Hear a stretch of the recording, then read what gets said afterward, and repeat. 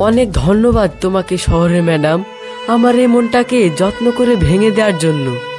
আমি এসেছিলাম তোমাকে প্রপোজ করার জন্য, আর তুমি আমার মনটাকেই ভেঙে দিলে।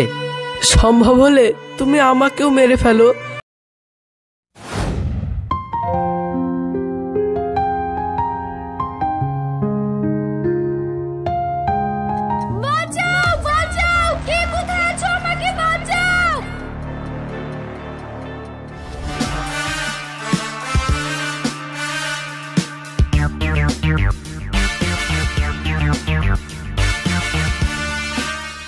আপনি ঠিক আছেন তো?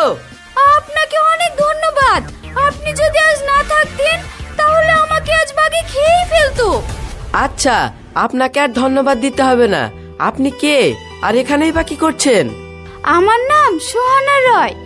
আচ্ছা, আপনার নাম কি? আমার নাম ইয়ারব। কিন্তু একটা কথা, সোহানা রয় তো কোনো গ্রামের মেয়েদের নাম নয়, এটা তো শহরের মেয়েদের নাম।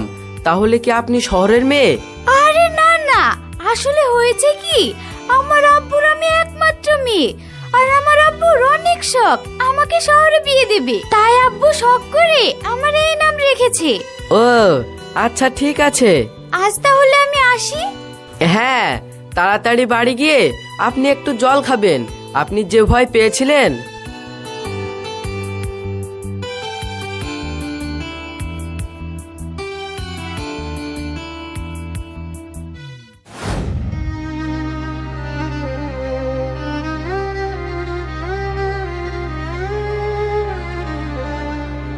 ইয়ারব, তুই এসেছিস বাবা? রোদে পুড়ে তোর মুখটা তো কালো হয়ে গেছে। আমাকে দেখে খুব কষ্ট হচ্ছে, তাই না মা? যখন তোমরা দিনের পর দিন রাখালের প্রতি অত্যাচার করে এসেছো, তখন তাদের কি হতো তোমরা একটু ভেবে দেখেছো? তারাও তো মানুষ, তাদেরও তো কষ্ট হয়। চুপ কর তুই। ওই গরিব ছোট লোকদের সঙ্গে তুই তোর তুলনা করিস? তুই হলি জমিদারের ছেলে, আর তো গরিবদের জন্মই হয় অন্যদের বাড়ি কাজ করে খাওয়ার জন্য। দেখো আব্বু, গরিব হলেও তো তারা মানুষ, আর তাদের সঙ্গে তুমি যে দিনের পর দিন অত্যাচার করে এসেছো তা আমি নিজ চোখে দেখেছি। তোর খুব বড় বড় কথা হয়েছে, তুই এক্ষুনি আমার চোখের সামনে থেকে সরে যা।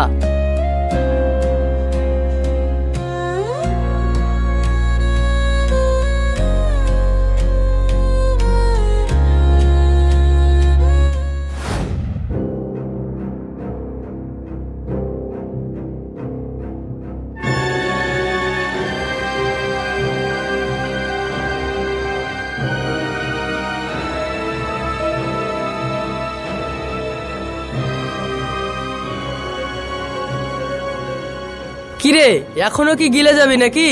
ওদিকে ছাগলগুলো যে খিদে জ্বালায় মরছে, সেদিকে কি তোর খেয়াল আছে? আচ্ছা বাবু, খাবারটা খেয়ে আমি এক্ষুনি চলে যাব। রাখ তোর খাবার। কাজের থেকে ফাঁকি বেশি। তোর মতন কাজের লোক আমার লাগবে না। তুই এক্ষুনি আমার বাড়ি থেকে বেরিয়ে যা।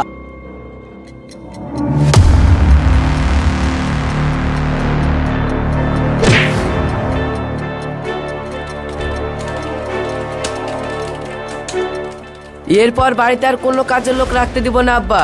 আমি নিজেই তাদের হয়ে কাজ করব। তুমি ছেলেকে লাই দিয়ে মাথায় তুলে রেখেছো, তাই আজ এই অবস্থা।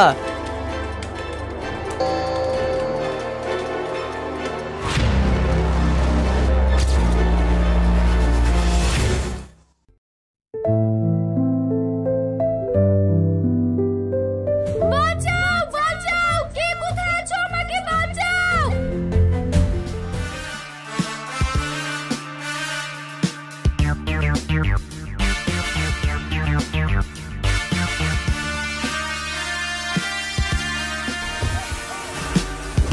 আপনার কি বাঘের হাতে মরার খুব শখ হয়েছে নাকি? না, একদমই না। আমি আপনাকে বলেছিলাম না আমার আব্বু আমাকে শহরে বিয়ে দিতে চায়, তাই আমি শেষবারের মতো বাগানটা ঘুরতে এসেছিলাম। আমি শুনেছি শহরে নাকি এমন খোলা পরিবেশ পাওয়া যায় না। তুমি গ্রামের কোনো ছেলেকে কেন পছন্দ করো না? বারবার শুধু শহর শহর করো। এই যা, আপনাকে আমি তুমি করে বলে ফেললাম, আপনি কিছু মনে করবেন না। না না, আমি কিছু মনে করিনি। আপনি আমাকে তুমি করেই বলেন। ঠিক আছে, তুমিও আমাকে তুমি করে বলবে। কই, এখনো বললে না যে গ্রামের ছেলেদেরকে কেন পছন্দ করো না? আমি তো শুধু তোমাকেই পছন্দ করি আরব। কি কি কি বললে? আচ্ছা ঠিক আছে, আমি তোমাকে একটা কথা বলবো, শুনবে? হ্যাঁ, কেন শুনবো না, বলেন। শহরের লোকেদের থেকে দূরে থাকো, কারণ তুমি খুব ভালো মানুষ। শহরের লোকেরা গ্রামের মানুষকে ঠকাতে খুব ভালোবাসে। তাই নাকি?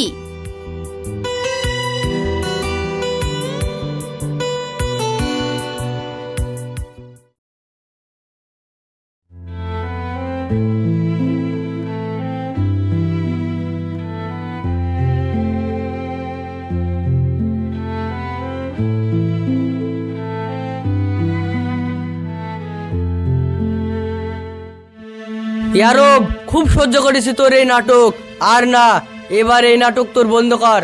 আর শোন, আমি আর তোর মা মিলে একটা মেয়েকে পছন্দ করেছি, শহরে থাকে, ওরা খুব বড় লোক। না, আমি শহরে কোনো মেয়েকে বিয়ে করতে চাই না। আমি তো গ্রামের ভালো সাধারণ ঘরের মেয়েকে বিয়ে করতে চাই, যে আমাকে বুঝবে। আর আমি তেমন মেয়ে পেয়েও গিয়েছি। আমি আজই তাকে আমার মনের কথা খুলে বলবো।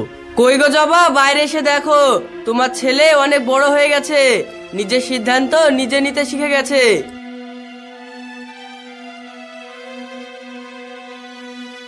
ও গো, তুমি ওর কথা রাগ করো না তো, তুমি যাও, আমি ওকে দেখছি।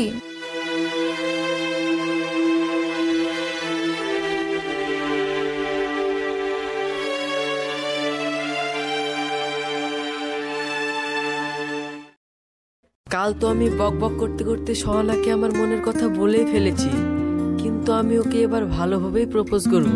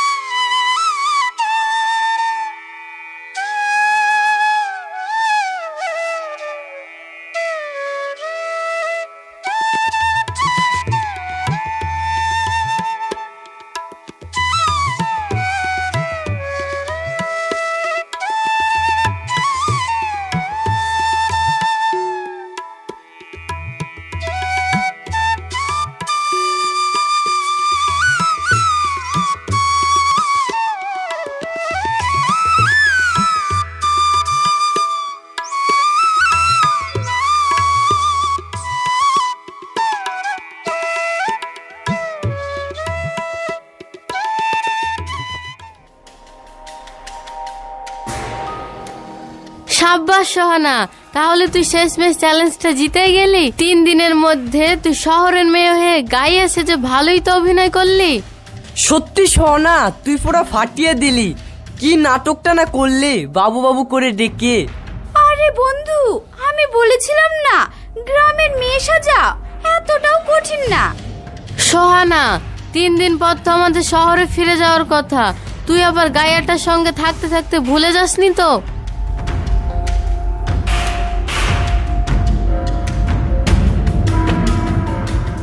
অনেক ধন্যবাদ তোমাকে শহরের ম্যাডাম, আমার এই মনটাকে যত্ন করে ভেঙে দেওয়ার জন্য। আমি এসেছিলাম তোমাকে প্রপোজ করার জন্য, আর তুমি আমার মনটাকেই ভেঙে দিলে। সম্ভব হলে তুমি আমাকেও মেরে ফেলো, আমি আর বাঁচতে চাই না। আমি আর কোনোদিনও কোনো মেয়েকে বিশ্বাস করব না।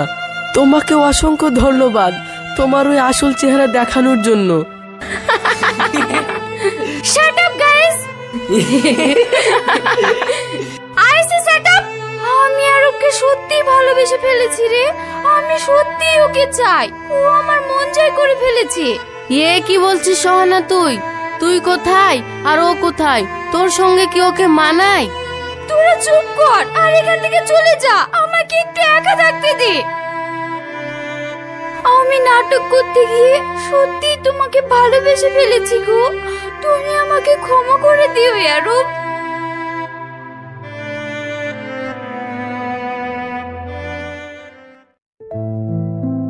আচ্ছা মামুনি, তুই আমাকে একটা কথা বলবি? বল সোহানা, কি বলবি?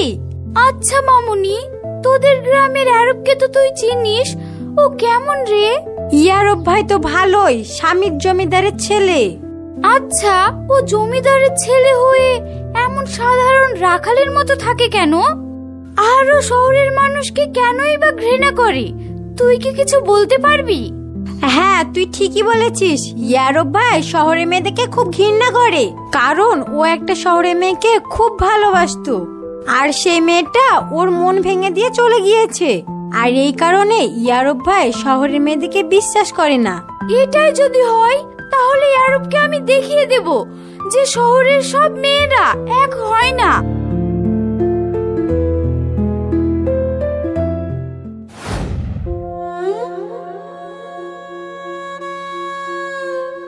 বাঁচাও, বাঁচাও, কে কোথায় আছো? আমাকে বাঁচাও। তুই কত পাগল আরব, তুই বারবার ভুলে যাস যে শহরের মেয়েরা একবার চলে গেলে আর কখনো ফিরে আসে না। হ্যাঁ, ফিরে আসে। কেউ যদি কখনো কাউকে সত্যিকারের ভালোবাসে তাহলে সে কখনো দূরে গিয়ে থাকতে পারে না। এ কি শাহানা, তুমি? হ্যাঁ, আমি। আর শহরের সব মেয়েরা এক হয় না। আমি ভালোবাসার টানে তোমার কাছে আবারও ফিরে এসেছি আরব। সোহানা, তুমি আমাকে সত্যি খুব ভালোবাসো আর কখনো ছেড়ে চলে যাবে না তো? হ্যাঁ আরব, আমি তোমাকে সত্যিই খুব ভালোবাসি, আর আমি তোমাকে ছুঁয়ে কথা দিলাম আমি তোমাকে কখনো ছেড়ে যাব না।